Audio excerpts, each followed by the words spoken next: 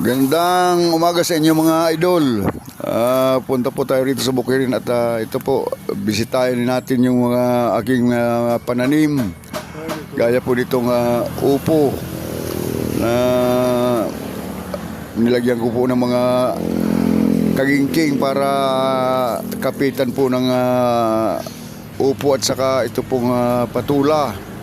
Kaya ang gaganda na po, namumulaklak na. Kaya ito po ang importante sa lahat. Tayo po ay magtanim habang may mga oras po tayo na gaya po nito na libreng oras.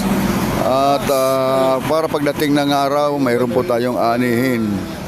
Mga sariwang gulayin. Ayan po namumulaklak. At saka mayroon na pong bunga yung ibang patula.